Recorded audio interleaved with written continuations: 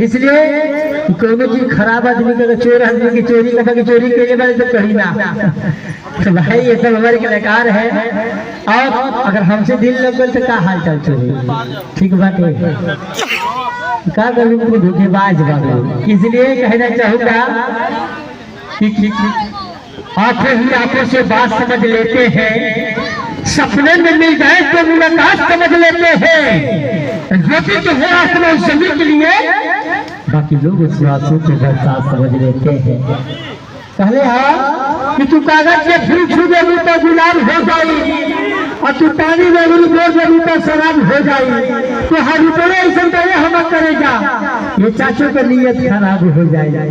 तू प्रेम के बीमारी के जोड़ी लगे लू, और कबे कबे बहुत तारी लगे लू, भले तू लोगों की आंख